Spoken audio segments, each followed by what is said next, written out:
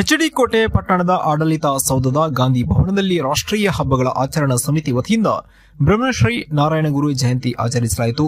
ನಾರಾಯಣಗುರುಗಳ ಭಾವಚಿತ್ರಕ್ಕೆ ಪುಷ್ಪಾರ್ಚನೆ ಮಾಡುವ ಮೂಲಕ ಕಾರ್ಯಕ್ರಮವನ್ನು ಗಣ್ಯರು ಉದ್ಘಾಟನೆ ಮಾಡಿದರು. ಮುಖ್ಯ ಭಾಷಣಕಾರರಾಗಿ ಆಗಮಿಸಿದ ಕಿರಣ್ ಶಿಡ್ಲೆಘಟ್ಟ ಮಾತನಾಡಿ, ಕೇರಳ ರಾಜ್ಯದಲ್ಲಿ ಕತ್ತಲೆಯ ಪರಿಸ್ಥಿತಿಯಲ್ಲಿ ಎಳವ ಜನಾಂಗದಲ್ಲಿ ಜನ್ಮವನ್ನು ತಾಳಿದವರು ನಾರಾಯಣಗುರುಗಳು. ಇವರು ಪ್ರಮುಖವಾಗಿ ಸಾಮಾಜಿಕ ಸುಧಾರಣೆಗೆ ಒತ್ತನ್ನು ನೀಡಿದರು. ಸಂಸ್ಕೃತ, ಮಲಯಾಳಂ, ತಮಿಳ ಭಾಷೆಗಳಲ್ಲಿ ಪಾಂಡಿತ್ಯವನ್ನು ಪಡೆದಿದ್ದರು ಎಂದು ತಿಳಿಸಿದರು. ಜಾತಿವಾದಿಗಳು ದೇವಸ್ಥಾನದ ಪ್ರವೇಶವನ್ನು ನಿರಾಕರಿಸಿದಾಗ ಇವರು ಯಾವುದೇ ಕ್ರಾಂತಿಯ ಮೂಲಕ ದೇವಸ್ಥಾನಕ್ಕೆ ಹೋಗಲಿಲ್ಲ. ಅವರು ಜನರಿದ್ದಲ್ಲೇ ದೇವಸ್ಥಾನ ನಿರ್ಮಾಣ ಮಾಡಿದ್ದು ಬಹಳ ವಿಶೇಷ ಎಂದು ತಿಳಿಸಿದರು. ತಳ ಸಮುದಾಯಗಳ ಪರಿಸ್ಥಿತಿ ಭಾರತದಲ್ಲಿ ಏನಾಗಿತ್ತು,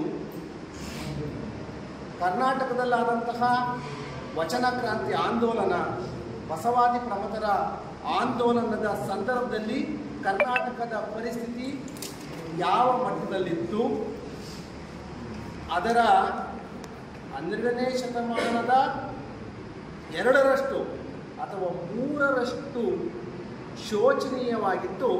18ನೇ ಶತಮಾನದ ಅಂತ್ಯ ಮತ್ತು 19ನೇ ಶತಮಾನದ ಪ್ರಥಮದಲ್ಲಿ ಒಂದು ವಿಚಾರಧಾರೆಯ ಮೂಲಕ ಹೊಸ ಧರ್ಮವನ್ನು ಕಟ್ಟಲಿಲ್ಲ, ಮತ್ತೊಂದು ಧರ್ಮವನ್ನು ವಿರೋಧಿಸಲಿಲ್ಲ, ಅಥವಾ ಯಾವುದಾದ್ರೂ ಕ್ರಾಂತಿಯ ಮೂಲಕ ಸುಧಾರಣೆ ತರಲಿಕ್ಕೆ ಬಯಸಲಿಲ್ಲ. ಅಹಿಂಸೆಯ ಮೂಲಕನೇ ನೋಡಿ, ಮಹಾತ್ಮ ಗಾಂಧೀಜಿಯವರ ಅಹಿಂಸೆ ಮೂಲಕ ಭಾರತಕ್ಕೆ ಸ್ವತಂತ್ರವನ್ನು ತಂದುಕೊಟ್ರು. ಅದೇ ಅಹಿಂಸೆಯ ಮೂಲಕ ಒಂದು ಸಮುದಾಯಕ್ಕೆ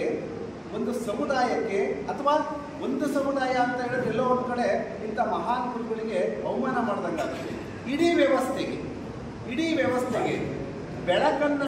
ಈ ಕಾರ್ಯಕ್ರಮದಲ್ಲಿ ತಾಲೂಕು ದಂಡಾಧಿಕಾರಿ ಸಣ್ಣರಾಮಪ್ಪ, ಕಾರ್ಯನಿರ್ವಹಣಾಧಿಕಾರಿ ಧರಣೇಶ್, ಸ್ಥಾಯಿ ಸಮಿತಿ ಅಧ್ಯಕ್ಷ ಐಡಿಎ ವೆಂಕಟೇಶ್, ಸೌಮ್ಯ, ಟಿ ಅಂಗಡಿ ಮುತ್ತಣ್ಣ, ಅನುಷಾ, ಸುಧಾಮಣಿ, ನಾಗರಾಜು, ಪ್ರಮೋದ್, ವಿನಯ್ ಬಜರಂಗಿ, ರಾಧಿಕಾ, ಶ್ರೀನಾಥ್, ನಂಜುಂಡೇಗೌಡ ಹಾಗೂ ಎಲ್ಲ ಗ್ರಾಮದ ಯಜಮಾನರು, ಮುಖಂಡರು, ತಾಲೂಕು ಮಟ್ಟದ ಅಧಿಕಾರಿಗಳು ಭಾಗವಹಿಸಿದ್ದರು.